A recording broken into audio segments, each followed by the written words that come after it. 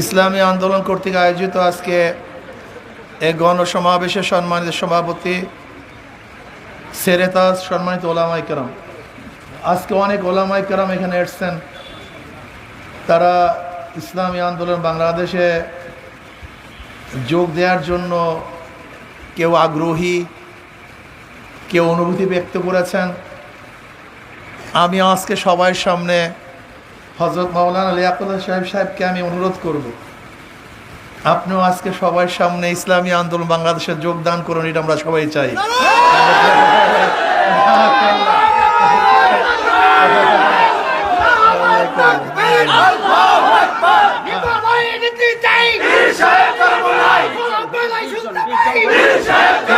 এরপর আমাদের এখানে আমাদের আসছেন, আমাদের বড় বড় ওলামায়ে কেরাম আসছেন। আলহামদুলিল্লাহ, আমাদের হযরত মাওলানা ইউসুফ আলী মোল্লা সাহেব আসছেন। তারপর আরও অনেক প্রায় 20 জন ওলামায়ে, ফরিদুল মাসুদ সাহেব আসছেন। অনেক ওলামায়ে কেরাম আসছেন। তারা ইসলামী আন্দোলন বাংলাদেশে যোগ দিয়েছেন। আল্লাহ পাক সবাইকে কবুল করে নেন। ইসলাম কি? আপনি ইসলামী রাজনীতি কেন করবেন? আমি দুই দৃষ্টিকোণ থেকে আপনাকে এই কথা বোঝাবার চেষ্টা করব। একটা হলো ধর্মীয় দৃষ্টিকোণ থেকে, আর রাজনৈতিক দৃষ্টিকোণ থেকে। আমি ইসলাম কেন করবেন, ইসলামী আন্দোলন কেন করবেন? ধর্মীয় দৃষ্টিকোণ থেকে আমি বলবো, ইসলাম করার বাহিরে একজন মুসলমান অন্য কোনো সংগঠন করতেই পারে না। উদাহরণস্বরূপ, আপনার কাছে গিয়ে প্রশ্ন করলাম, ভাই আপনি ইসলাম চান কি চান না? আপনাকে বললাম আপনি ইসলাম চান কি চান না, ইসলাম পছন্দ করেন কি করেন না, আপনি কি জবাব দিবেন? কথা বলেন। যদি বলেন না,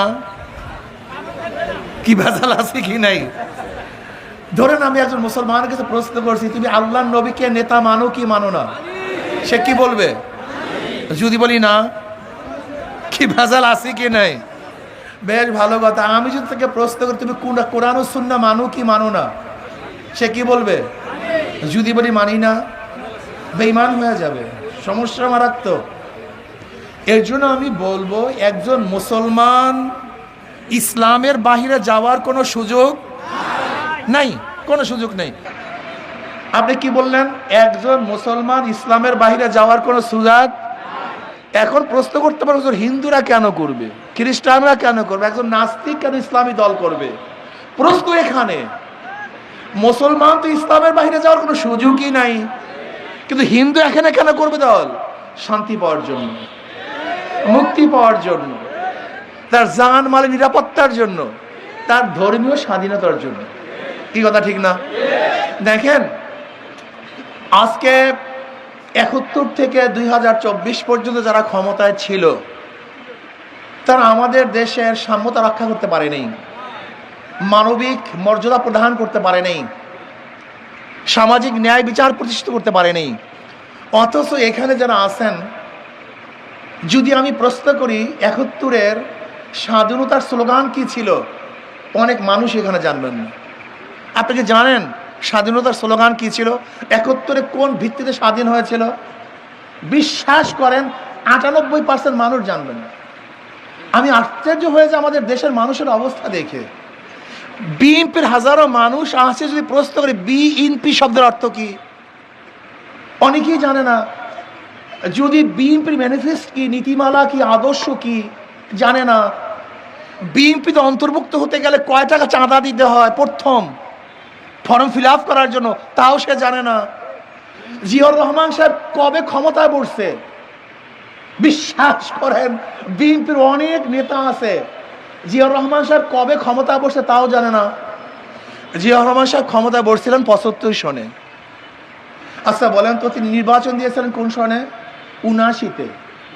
ক্ষমতায় বসছেন 75-এ, নির্বাচন দিয়েছিলেন 79-তে।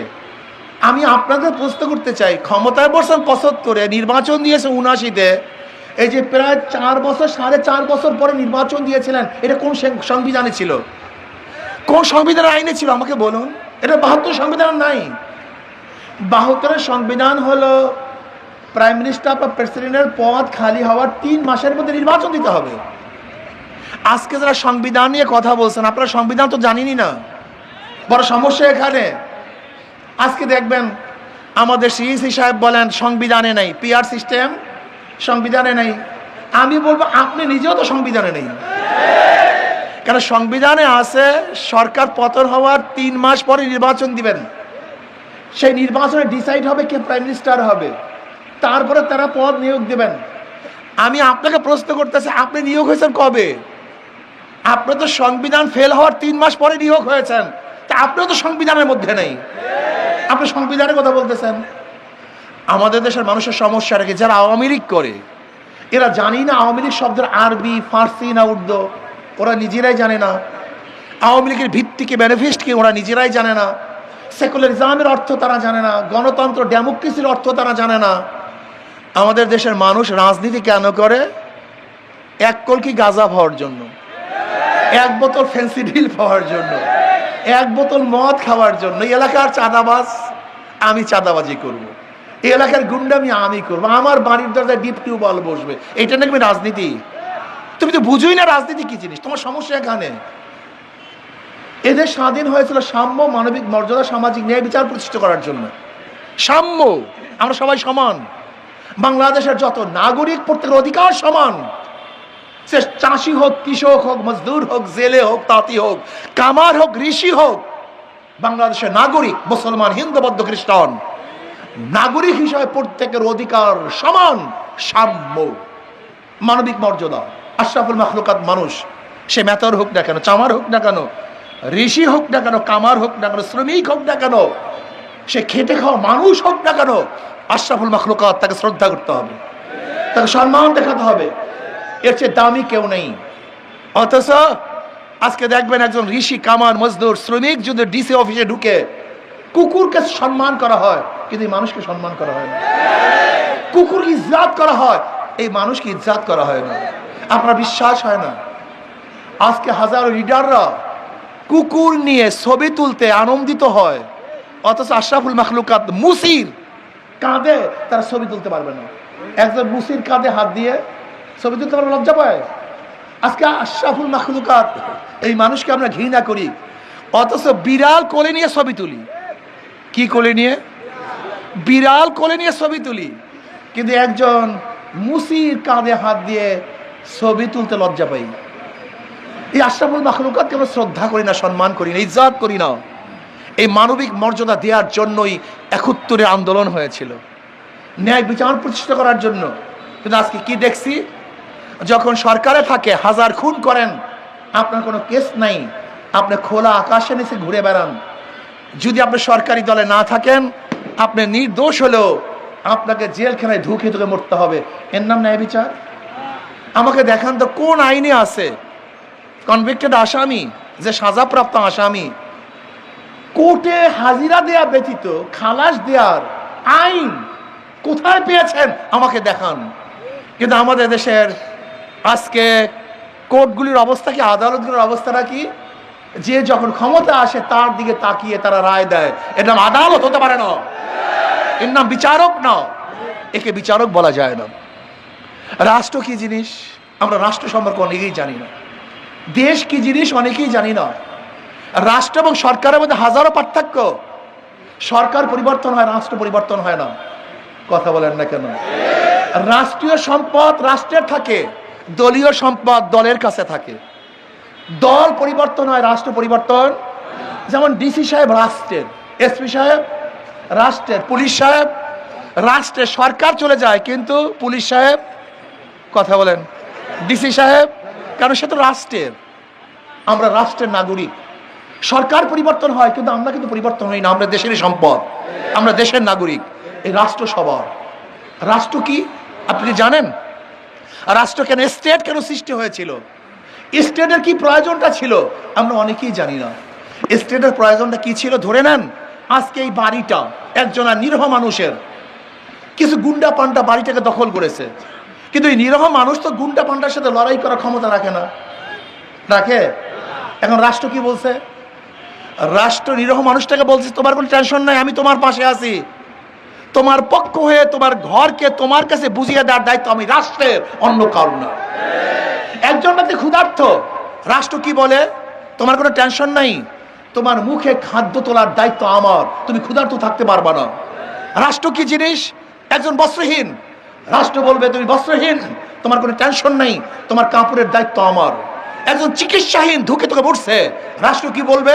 তোমার কোনো টেনশন নাই, তোমার কেউ নাই, আমি তোমার পাশে আছি, তোমার চিকিৎসার দায়িত্ব আমি গ্রহণ করব। একজন ছেলে গরিব মেধাবী, অর্থের অভাবে পড়াশোনা করতে পারে না, রাষ্ট্র কি বলে জানেন?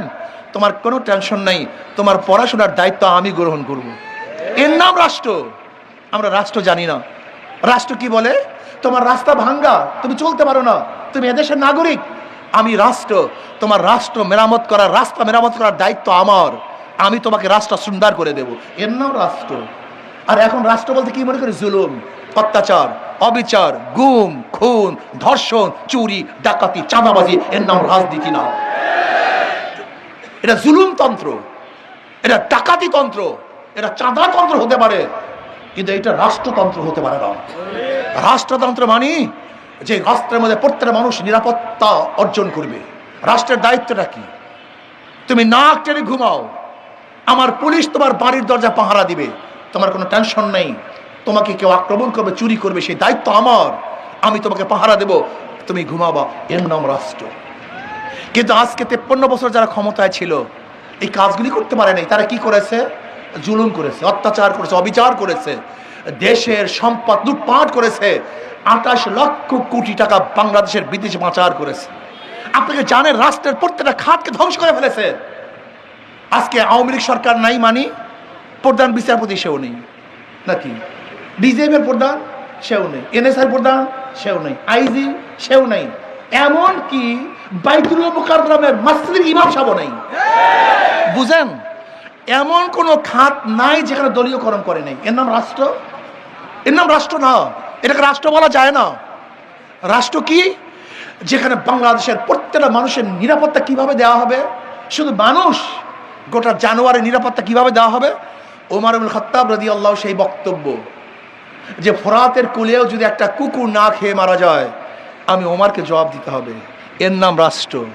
একটা কুকুর, মানুষ তো দূরের কথা, রাষ্ট্রের একটা কুকুর, একটা পাখি, একটা জানোয়ার যদি না খেয়ে মারা যায়, রাষ্ট্রপ্রধানকে জবাব দিতে হবে ওই একটা কুকুর না খেয়ে মারা গেল কেন। এর নাম রাষ্ট্র। আমরা রাষ্ট্র সম্পর্কে জানি না। কেনই বা ওরা করবে? ওরা তো করতেই পারবে না। এর কারণটা কি? ওসি সাহেব পরিবর্তন হয়, ঘুষ সাহেব পরিবর্তন হয় না। ডিসি সাহেব ট্রান্সফার হয়, কিন্তু দুর্নীতি সাহেব ট্রান্সফার হয় না। এর কারণটা কি? বহু দলের শাসন আমরা দেখেছি, আওয়ামী লীগের শাসন দেখেছি, বিএনপি শাসন দেখেছি, জিয়াউর রহমান সাহেবের শাসন দেখেছি, কিন্তু ভাগ্যের পরিবর্তন দেখি নেই।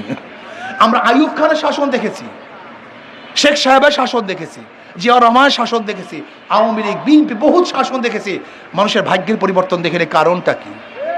একজনের নাম এ, একজনের নাম বি, একজনের নাম সি। এও চোর, বিও চোর, সিও চোর। ক্ষমতা আছে এ, সে কি করবে? জোরে বলেন। হটাও এ, বসাও বি, সে কি করবে? হটাও বি, বসাও সি, সে কি করবে? কারণ নেতার পরিবর্তন হয়েছে, দলের পরিবর্তন হয়েছে, নীতি ও আদর্শের পরিবর্তন হয়নি। এই যতবার পরিবর্তন করবেন, আপনারা কি দেখেন নাই? এক দলে আগে চাঁদাবাজি করছে, এখন আর এক দলে চাঁদাবাজি করে। আগে এক দলে ধর্ষণ করছে, আর এক দলে ধর্ষণ করা শুরু করেছে। আগে আর এক দলে চুরি করতো, আর এক দলে চুরি করা শুরু করেছে। শুধু হাতের পরিবর্তন, চেহারার পরিবর্তন, কিন্তু চোরের পরিবর্তন হয়নি। পাটা পুতায় ঘষা ঘষি, মরিচের দফা শেষ না। চোর ডাকাত বদমাশদেরকে আর আমরা ক্ষমতায় নেব না। এর জন্য আমাদের শায়খ মুর্শিদ বলেছেন, শুধু নেতা নয়, নীতির পরিবর্তন চাই। শুধু নেতা পরিবর্তন হবে না, চোরের পরিবর্তে চোর আনলে হবে না, ডাকাতের পরিবর্তে আর এক ডাকাত আনলে হবে না, এক চাঁদাবাজের পরিবর্তে আর এক চাঁদাবাজ ক্ষমতায় আনলে হবে না। এর জন্য আমাদেরকে কি করতে হবে? 2 নাম্বার জমিতে 1 নাম্বার ফসল হয় না, 2 নাম্বার গাছে 1 নাম্বার ফল হয় না, 2 নাম্বার ওস্তাদের কাছে 1 নাম্বার ছাত্র হয় না, 2 নাম্বার নেতার কাছে দেশ কোনোদিন 1 নাম্বার হতে পারে না। এই জন্য শুধু নেতা নয়, নীতির পরিবর্তন চাই। আমি আগেই বলেছি, ধর্মীয় দৃষ্টিকোণ থেকে আপনি কেন হাত পাকায় ভোট দিবেন এবং রাজনৈতিক দৃষ্টিকোণ থেকে কেন দিবেন, কিয়ামতের ময়দানে আমি ধর্মীয় দৃষ্টিকোণ থেকে বোঝাতে চাই। কিয়ামতের ময়দানে অনেক মুসল্লি দেখবে লক্ষ লক্ষ ব্যারেল মদের গুনাহ, জেনার গুনাহ, সুদের গুনাহ। আল্লাহ আমি কোনোদিন মদ খাইনি, কোনোদিন জেনা করি নাই, মেয়ের দিকেও তাকাই নেই, এত গুনাহ আসলো কোথার থেকে? আল্লাহ পাক বলবেন, যাদেরকে ভোট দিয়ে মদের আইন পাশ করাইছো, সুদের আইন পাশ করাইছো, জেনার আইন পাশ করাইছো, তোর ভোট ব্যতীত এই আকাম কুকামগুলি কুফরি আইন পাশ করতে পারতো না। যেহেতু তোর ভোট পেয়ে যত গুনার কাজ করছে সব দায় দায়িত্ব তোকেই দিতে হবে। কথাটা বোঝাতে পারি। ইসলামের পক্ষে কেন ভোট দেবেন? ইসলামের পক্ষে ভোট দেবেন যদি ইসলামের পক্ষে ভোট দেওয়ার পরে ওই ব্যক্তি নির্বাচিত হয়ে যত ভালো কাজ করবে তার দায় দায়িত্ব অংশীদারিও আপনি হবেন। কি কথা ঠিক না? ইসলামের বাহিরে একজন মুসলমান ভোট দেওয়ার কোনো সুযোগ নাই। আর ইহুদি, খ্রিস্টান, হিন্দুরা ভোট দেবে তাদের নিরাপত্তা পাওয়ার জন্য, শান্তি পাওয়ার জন্য।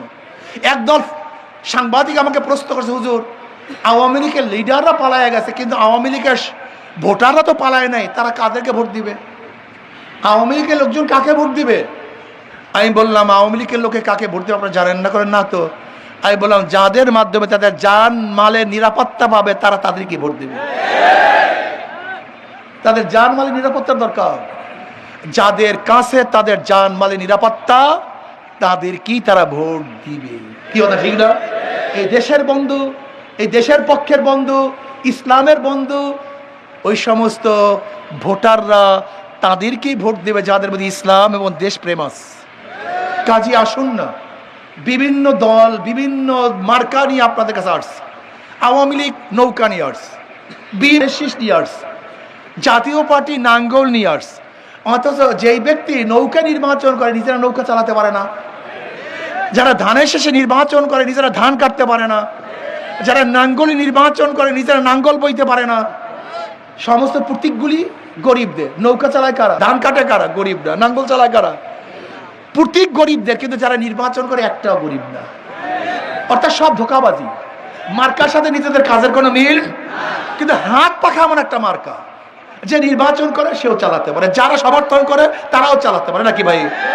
হাত পাখা ঘুরাতে পারে মহিলারা, হাত পাখা ঘুরাতে পারে পুরুষরা। হাত পাখা প্রয়োজন বড়দের, হাত পাখা প্রয়োজন ছোটদের। হাত পাখা বাতাস দেয় হিন্দুদেরকে, খ্রিস্টানদেরকে, মুসলমানদেরকে। হাত পাখা বড় লোকদের প্রতীক, হাত পাখা গরিবদের প্রতীক। কারেন্ট ফেল করে, হাত পাখা ফেল করে না। কাউর মার্কা ঘুমের সময় কলিজার উপরে থাকে না, একমাত্র একটা মার্কা ঘুমের সময় কলিজার মধ্যে নিয়ে ঘুমায়, তার নাম হাত পাখা। সর্বজনীন প্রতীক, সবার প্রতীক, সবাইকে শান্তি দেয়। আমি বিশ্বাস করি হাত পাখা যদি বিজয় হয়, এই হাত পাখা যদি বিজয় হয়, এই রাষ্ট্র বিজয় হবে, এই মানবতা বিজয় হবে, এই মানুষ সম্পদ বিজয় হবে, এই দেশ সংরক্ষিত হবে। কি কথা ঠিক না? কাজে আসুন, আগামী নির্বাচন সম্মিলিতভাবে, আমরা ঐক্যবদ্ধভাবে, জীবনভর বিভিন্ন মানুষকে ভোট দিয়েছেন, বিভিন্ন মার্কায় ভোট দিয়েছেন। আমি অনুরোধ করবো, দুই হাত জোরে অনুরোধ করবো, আমার যুবক বাবারা, আমার মুরব্বী বাবারা, আমার পর্দায় মা বোনেরা, মুসলমান, হিন্দু, বৌদ্ধ, খ্রিস্টানেরা, দুই হাত জোর করে অনুরোধ করবো, বিভিন্ন মার্কায় ভোট দিয়ে জীবনভর ফেল করেছেন, একটাবার ইসলামকে পরীক্ষা করুন। একটাবার, শুধু একটাবার, শুধু একটাবার ইসলামকে পরীক্ষা করুন। ইসলাম দুনিয়াতে ঠকার জন্য আসে না, জেতার জন্য আসে। ইসলাম কোনো ঠকার কোনো নীতি ও আদর্শের নাম না, ইসলাম বিজয়ের আদর্শের নাম।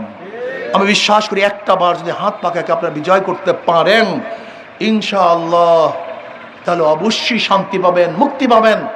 দেশের সম্পদ দেশেই থাকবে, সাম্য, মানবিক মর্যাদা, সামাজিক ন্যায় বিচার প্রতিষ্ঠা হবে। ইসলাম প্রতিষ্ঠা হওয়ার মাধ্যমে একটা কল্যাণকামী রাষ্ট্র ইনশাআল্লাহ গঠন করব। কাজে আজকের থেকে আপনাদের সবাইকে অনুরোধ করব, একটা বারের জন্য হাত পাকা প্রতীকে নির্বাচন করি, সবাই ভোট দেই। ইনশাআল্লাহ আমরা যদি জিতি, আমাদের বর্তমানে আমাদের জামাল সাহেবকে এখান থেকে বর্তমানে আমাদের বলা হয়েছে, ইনশাআল্লাহ যদি আমরা আরও মনে করি ভালো প্রার্থী, আরও সুন্দর প্রার্থী, আরও ভালো প্রার্থী যদি পাই, ঐক্যবদ্ধভাবে যাদের মাধ্যমে ইসলামী হুকুমাত কায়েম করবে, এরকম ইনশাআল্লাহ প্রার্থীর মাধ্যমে আমরা ইনশাআল্লাহ এবার হাত পাকাকে বিজয় করবো। রাজি আছেন ইনশাআল্লাহ? আল্লাহ আমাকে আমাদের সবাইকে কবুল করে নেন। আল্লাহ।